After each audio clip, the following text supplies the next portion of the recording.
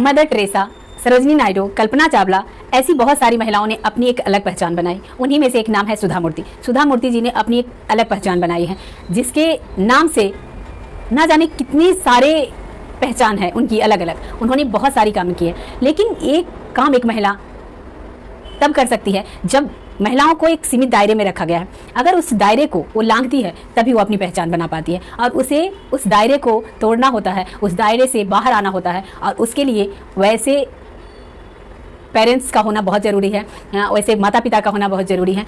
और सुधा मूर्ति जी के माता पिता बहुत ही सपोर्टिंग थे, तभी इन्होंने इतना कुछ किया। क्योंकि बच्चा तो बच्चा होता है, वो लड़का हो या लड़की, उन्हें जो कुछ करना है या कैसे करना है या आगे क्या करना है, इसके लिए उनके माता पिता उनके प्रेरणादायक होते हैं।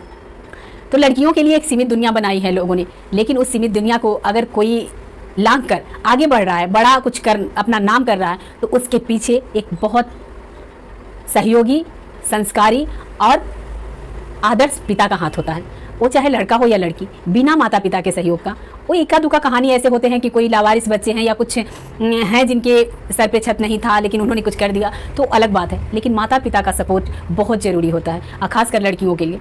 तो जो भी माता पिता अगर इस तरह का सपोर्ट करते हैं तो उनकी बेटियाँ वो कर गुजरती है जो शायद बेटे भी नहीं करते। तो ऐसी ही माता पिता की औलाद थी सुधा मूर्ति। उनके जीवन का बहुत ही रोचक कहानी है, बहुत ही कुछ ऐसी है जो अलग है, कुछ ऐसा है जो अद्भुत है, कुछ ऐसा है जिसे जानने के बाद हर एक महिला, हर एक लड़की को अपने आप में एक अलग पहचान बनाने की जिज्ञासा जागेगी। उन्हें भी लगेगा मैं भी कुछ करूं, क्योंकि लड़कियां अगर ऐसे सपोर्टिंग माता पिता हैं तो उन्हें इस चीज़ का फ़ायदा ज़रूर उठाना चाहिए। उन्हें अपने आप को एक अलग पहचान में ज़रूर ढालना चाहिए। उन्हें एक ऐसा नाम, ऐसा हस्ती बनना है जिसे जानकर या जिसके बारे में जानकर दुनिया हैरान हो, जिसके बारे में सोचकर हर एक को कुछ कर गुजरने की या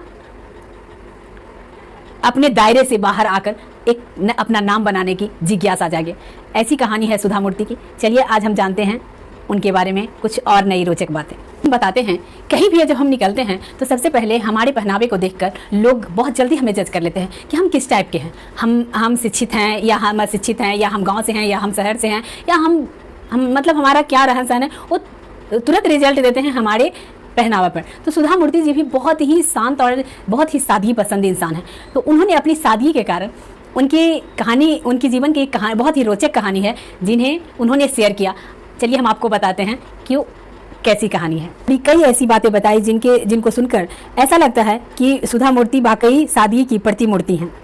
सुधा मूर्ति जी ने हाल ही में एक टीवी चैनल से बातचीत में कहा कि एक बार वो ब्रिटेन से भारत आ रही थी। सुधा मूर्ति का टिकट बिजनेस क्लास का था, लेकिन उन्होंने सलवार कमीज पहना हुआ था।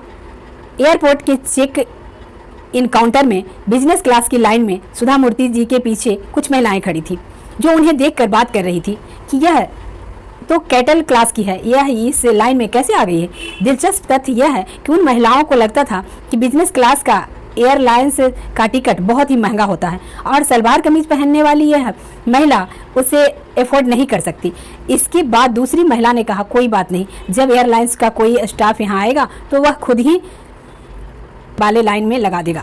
जब एयरलाइंस का कोई स्टाफ वहां आया और उसने सुधा मूर्ति का बोर्डिंग पास चेक किया और उन्हें उस लाइन से नहीं हटाया क्योंकि उनके पास बिजनेस क्लास का टिकट था।